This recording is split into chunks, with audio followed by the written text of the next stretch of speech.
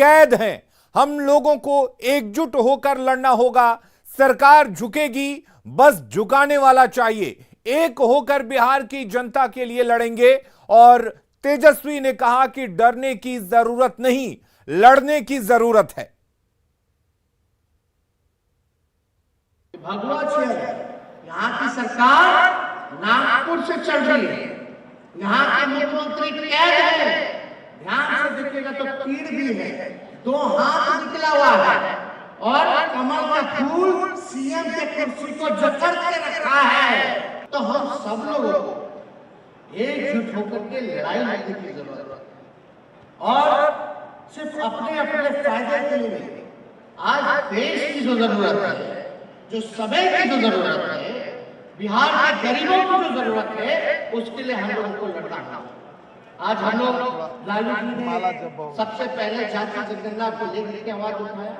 हम धन्यवाद देना चाहते हैं विपक्ष के सभी दलों को, हमारे लेफ्ट के सभी साथियों को, कि सदन से लेकर के सड़क तक आप लोगों ने जाति जनगणना की लड़ाई लड़ी, तब जाकर के हम लोग कामयाब हो। कोई कल्पना किया था क्या कि सरकार झुकेगी? वही कल्पना नहीं किया। लेकिन हम इतना कह सकते हैं कि कोई कहता है कि सरकार नहीं झुकेगी, लेकिन उसको हम कहते हैं कि झुकाने वाला चाहिए।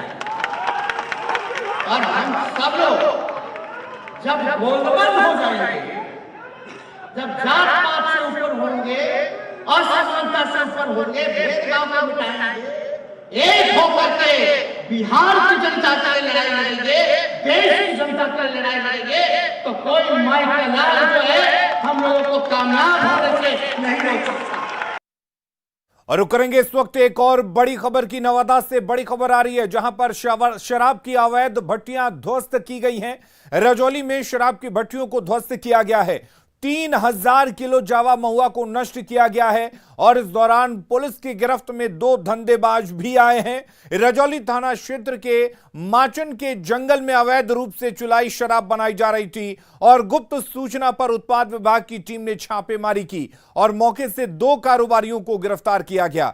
छापेमारी के दौरान शराब की 2 बड़ी भट्टियों को ध्वस्त किया गया और 3600 किलो महुआ जावा को नष्ट किया गया।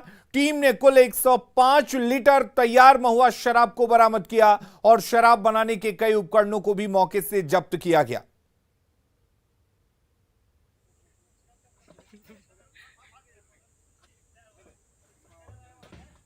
और गोपालगंज पुलिस को एक बड़ी सफलता हाथ लगी है।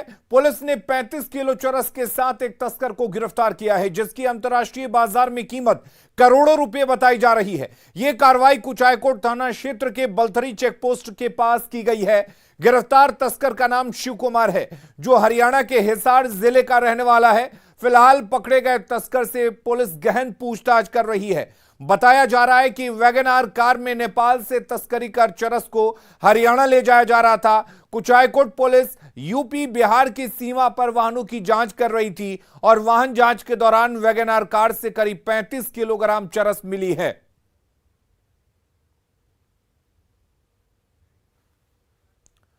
और रुक करेंगे इस वक्त एक और बड़ी खबर की। पटना सिटी से बड़ी खबर है, जहां पर पिटाई से एक युवक की मौत हो गई है। दोस्तों की पिटाई से युवक की मौत हुई है।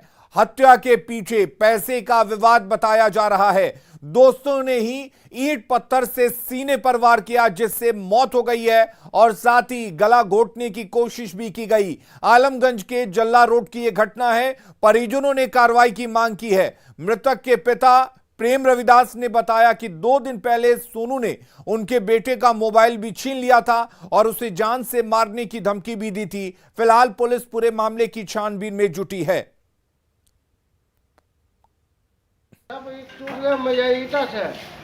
बोलूंगा तो एक आवाज है तो दूसरा मतलब नट्टी कर देलक।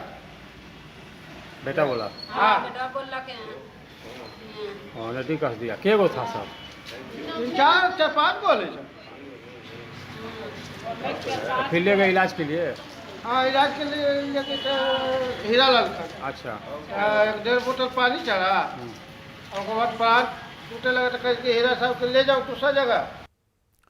और नवादा से भी बड़ी खबर है, जहां पर पोखर से बच्ची का शव बरामद किया गया है। वारसलीगंज के शेरपुर की यह घटना बताई जा रही है। हत्या कर शव फेंकने की आशंका जताई जा रही है। बच्ची की सौतेली मां पर हत्या का आरोप लग रहा है। बच्ची ने नाना नानी को जानकारी दी थी, कल ही पिटाई की जानकारी दी गई थी और आज पोखर से शव को बरामद किया गया है। मृतक बच्ची की पहचान शेरपुर गांव निवासी पिंटू चौधरी की बेटी सोनी कुमारी के रूप में हुई है। मामी सुनीता देवी के मुताबिक सौतेली मां बच्ची की अक्सर पिटाई करती थी, उसे वक्त पर खाना भी नहीं दिया जाता था। वो अक्सर फोन कर अपनी पीड़ा नानी को सुनाती थी। तो हमेशा टॉर्चर करती थी सौतेली माँ। कल जो हुआ ना, जो उसकी सौतेली माँ खुद की तो मारी है, मुंह के बल में खून भी गिरा है और मुंह से फेना तेना गिरा है। उसके बाद घर में कोई नहीं है, उसका पता नहीं लगता है कि मार उड़ के पीछे है तालाब, उसमें फेंक दिया। हमेशा टॉर्चर करता रहता था सौतेली माँ, समझ गए। हमेशा मार पीट, इसको खाना पीना नहीं देता था। ऐसा हुआ कल इसको ऐसा मारा कि मर गया, इसको मार कर फेंक दिया गया। फिर जब पुलिस आया तो हम पुलिस के यहाँ फ़ोन किया, पुलिस आया, पकड़ कर इसको लाश को ले आए। फिर आज पोस्टमार्टम के लिए यहाँ नवादा में आए।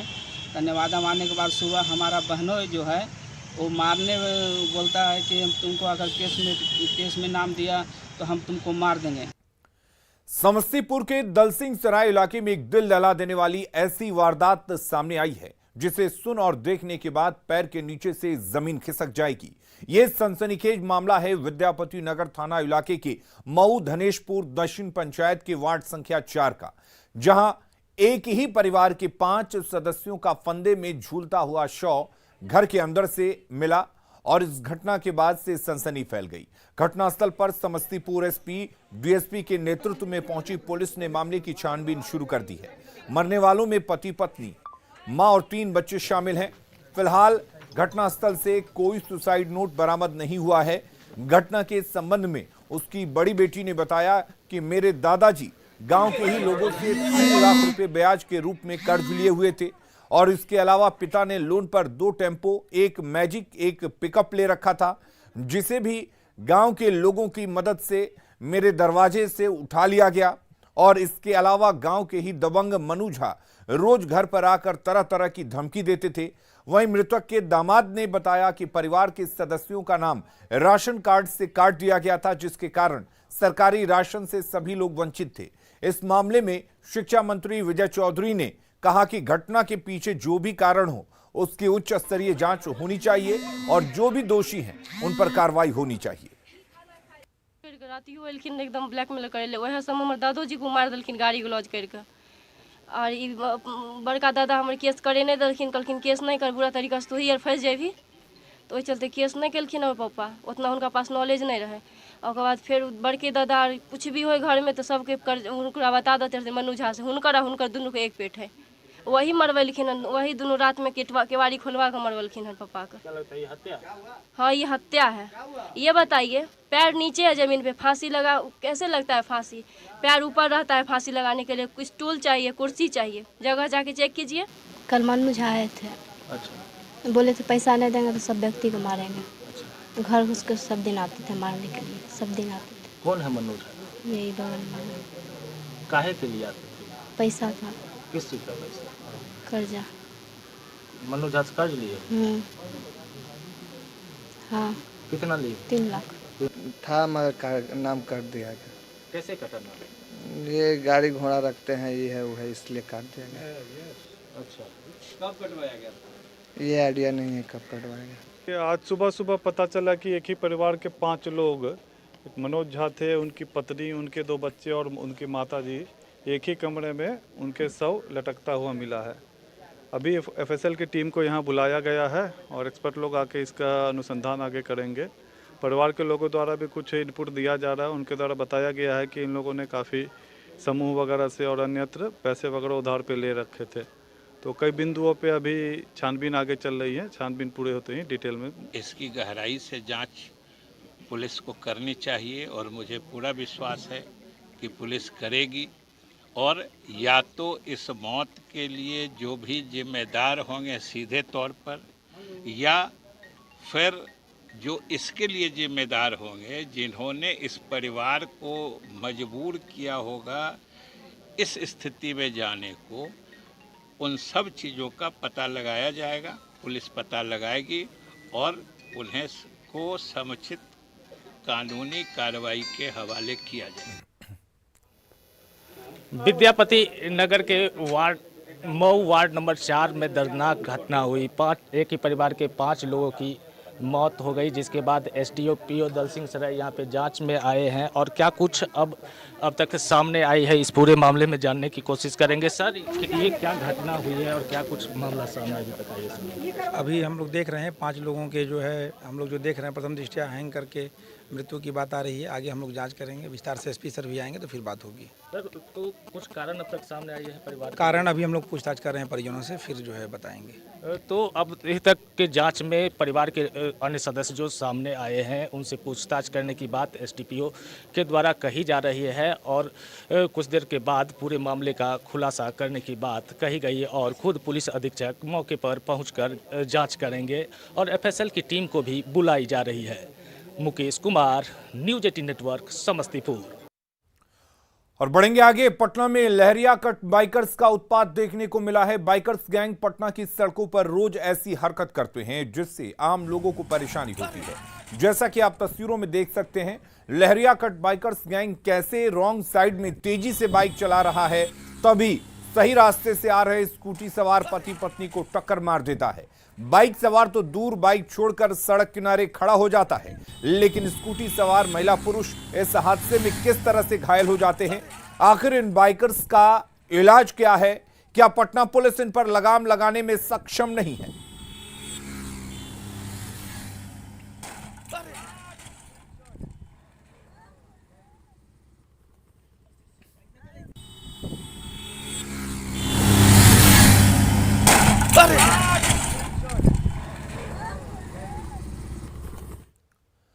और अगली खबर भागलपुर से है, जहां पर नौगछिया में शादी का झांसा देकर एक लड़की के यौन शोषण का मामला सामने आया है। युवक ने शादी का झांसा देकर लड़की से करीब 3 सालों तक यौन शोषण किया और जब लड़की गर्भवती हो गई तो उसने शादी से इनकार कर दिया। लड़की जब महिला थाने पहुंची तो थाने से उसे भला बुरा कहकर भगा दिया गया, जिसके बाद लड़की ने नौगछिया एसपी सुशांत कुमार सरोज से न्याय की गुहार लगाई है। एसपी ने संबंधित थाने को मामले में प्राथमिकी दर्ज कर जांच शुरू करने का निर्देश दिया है। क्या बोला था कि शादी करेंगे? जी, शुरू में बोला था शादी करेंगे जी। और अभी क्या कह रहा है? अब बोल रहा है नहीं करेंगे शादी। कई बार बोला कि हम शादी करेंगे, एक बार तो बोला कि तेतरी पकड़ा मंदिर आ जाना, हम दोनों शादी कर लेंगे। फिर अचानक क्या हुआ, बोलता है कि नहीं करेंगे। कारण क्या बोल रहा है वो? कारण बोल रहा है कि हम शादीशुदा हम नहीं करेंगे, जबकि वो ऐसा कुछ भी नहीं है। एसपी साहब, उसके फैमिली से बात आप लोग किए हैं? हम अभी एसपी साहब के पास हैं। क्या कहना चाहेंगे एसपी को? एसपी को यही चाहेंगे कि मुझे इंसाफ चाहिए और उस लड़के को अरेस्ट करें। खाद्य पदार्थों को जांच के लिए अब कोलकाता नहीं भेजना पड़ेगा। अब इसकी जांच रक्सौल में हो जाएगी, जहां केंद्रीय स्वास्थ्य मंत्री मनसुख मांडविया ने राष्ट्रीय खाद्य जांच प्रयोगशाला का उद्घाटन किया। कार्यक्रम नेपाल के कृषि मंत्री महेंद्र यादव, बीजेपी प्रदेश अध्यक्ष संजय जायसवाल और बिहार के स्वास्थ्य मंत्री मंगल पांडे मौजूद रहे। मनसुख मांडविया ने कहा कि पीएम मोदी गरीबों के कल्याण के लिए योजनाएं चला रहे हैं और आयुष्मान कार्ड से गरीब परिवारों का इलाज हो रहा है। देश भर में हेल्थ एंड वेलनेस सेंटर खोले जा रहे हैं। उन्होंने ये भी बताया कि देश में अब तक 1 लाख से ज्यादा वेलनेस सेंटर खोले जा चुके हैं और अपने गांव के बगल में उसका इलाज हो जाए, ये भी मोदी जी ने सुनिश्चित किया है। और दोस्तों, एक क्षेत्र का विकास के लिए आज फूड टेस्टिंग लेबोरेटरी, उसका मैंने उद्घाटन किया। इंडिया से कोई चीज को एक्सपोर्ट करना है नेपाल में, तो नेपाल तो यहां से 2 किलोमीटर है, लेकिन ये चीजों को टेस्ट कराने के लिए कलकत्ता की लेबोरेटरी में भेजना पड़ता था, समय भी जाता था और इसलिए हमारा ट्रेड भी बाधित होता था, हमारा व्यापार, हमारा व्यवसाय भी बाधित होता था। उन्होंने बार बार मेरे से आग्रह किया और उस वक्त मैंने उसकी गंभीरता को समझा और मैंने कहा था कि मैं प्रत्यक्ष आके उसका उद्घाटन करूंगा। आपने अब तक सलाखों में जुर्म के बाद आम से लेकर खास तक को कैद होते देखा होगा और सुना भी होगा। संगीन आरोपों के बाद भी कई अपराधी जुर्म के बाद भी बेल पर रिहा हो जाते हैं, लेकिन दूसरों का संकट रचने वाले संकट मोचन जो हैं थाने के मालखाने में कैद हैं, वो भी 1-2 साल से नहीं करीब पूरे 26 साल से। अब तक ना कोई जमानतदार मिला है और ना ही जमानत मिल रही है। देखिए ये रिपोर्ट।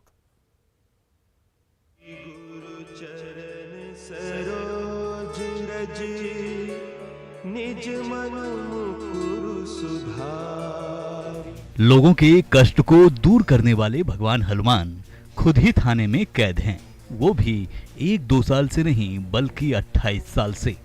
जी हां, आपको चौंकने की जरूरत नहीं है। यह पूरा मामला भोजपुर जिले के बढ़हरा स्थित गुंडी गांव का है, जहां पवन पुत्र भगवान हनुमान मंदिर की जगह थाने के मलखाने में कैद हैं और इंसान से मदद के इंतजार में हैं। थाने के मालखाने में आंखों में उम्मीद लिए मदद की राह देख रहे खुद भगवान होकर फरिश्ते की राह देख रहे हैं। लेकिन अफसोस कि इन 26 सालों में ना तो इंसान सामने आया, ना ही कोई फरिश्ता।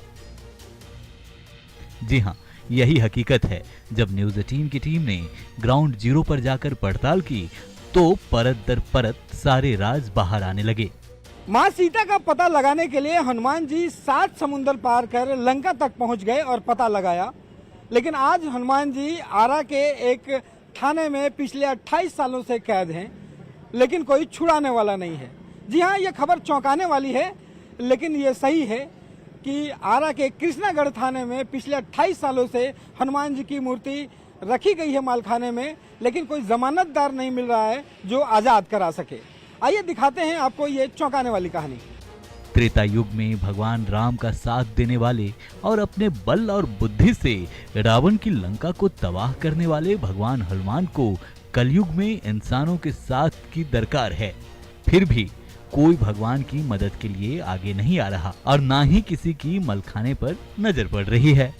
पटना के जिस हनुमान मंदिर में हर रोज हजारों की भीड़ दिखती है, लोग मत्था टेकते हैं, मन्नत मांगते हैं, संकट दूर करने की उम्मीद लिए पहुंचते हैं, लेकिन उस हनुमान मंदिर से करीब 50 किलोमीटर की दूरी पर आरा के कृष्णगढ़ थाने में किसी भी भक्त की नजर नहीं पड़ी है, जहां भगवान हनुमान खुद संकट में हैं।